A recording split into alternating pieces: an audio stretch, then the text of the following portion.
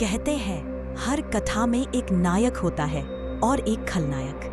पर अगर इतिहास ने खलनायक को गलत समझा हो तो जिन्हें हम राक्षस या असुर कहते हैं वे कभी देवताओं के ही भाई थे। एक ही पिता कश्यप ऋषि पर दो माताएं अदिति और दिति।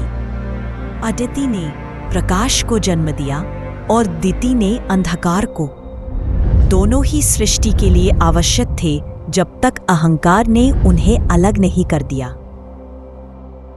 देवता आकाश में बस गए, असुर धरती की गहराइयों में। देवता यज्ञ, भक्ति और विनम्रता के मार्ग पर चले और असुर कर्म, ज्ञान और स्वतंत्रता के।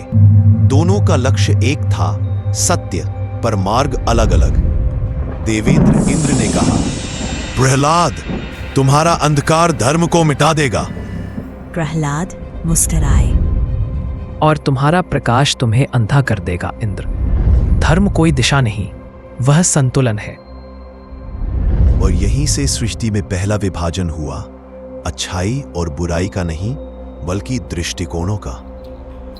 फिर आया वह समय जब देव और असुर साथ हुए अमरत्व की खोज में। सागर मथा गया, वासुकी सर्प को रस्सी बनाया गया और पंत में निकला अमृत का कलश। असुरों ने पुकारा, हमने भी ये सागर मथा है, अमृत पर हमारा भी अधिकार है। पर तभी विष्णु मोहिनी रूप में प्रकट हुए, मोहक सौंदर्य के साथ। असुर मंत्रमुग्ध रह गए और देवताओं ने अमृत पी लिया। वह क्षण था जब असुरों ने कहा, धर्म नहीं, छल जीता। समय बीता और असुरों में जन्म हुआ एक राजा का जो धर्म का प्रतीक बन गया, असुराज महाबली। उसका राज्य स्वर्ग से सुंदर था। न कोई भूखा था, न कोई भयभीत। हर घर में दीपक जलता था। महाबली कहा करते थे, धर्म पूजा नहीं, न्याय है। जब किसी के साथ अन्याय न हो वही सच्चा धर्म है। देवता भयभीत हो गए, उनका तेज मंद पड़ गया। इंद्र का सिंहासन छिन गया, स्वर्ग मौन हो गया। और उसी समय इंद्र की माता अदिति ने विष्णु से प्रार्थना की, प्रभु, असुराज बलि धर्मी है, पर संतुलन टूट चुका है। स्वर्ग का अस्तित्व मिट रहा है। विष्णु जानते थे बलि अधर्मी नहीं था, पर जब कोई शक्ति, चाहे देवों की हो या असुरों की, बहुत अधिक बढ़ जाए तो सृष्टि असंतुलित हो जाती है। इसलिए उन्होंने लिया वामन अवतार। एक छोटे ब्राह्मण बालक के रूप में विष्णु महाबली के यज्ञ में पहुंचे, हाथ में कमंडल, मुख पर मुस्कान। महाराज, मुझे बस 3 पग भूमि चाहिए। महाबली हंसते हुए बोले, बस 3 पग? मांग लूं जितना चाहो बालक। पर तभी शुक्राचार्य ने कहा, राजन, ये स्वयं विष्णु है।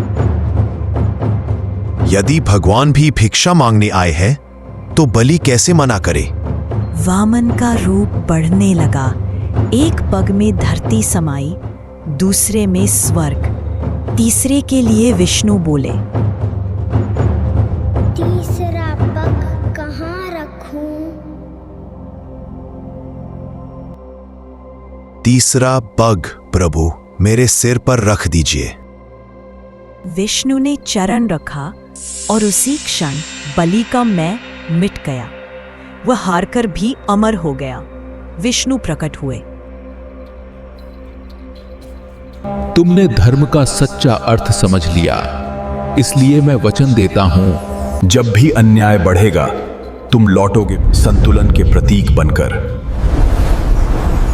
कहते हैं आज भी जब ओणम का पर्व आता है, केरल के घरों में दीप जलते हैं, क्योंकि माना जाता है उस दिन असुराज महाबली अपने लोगों से मिलने लौटते हैं।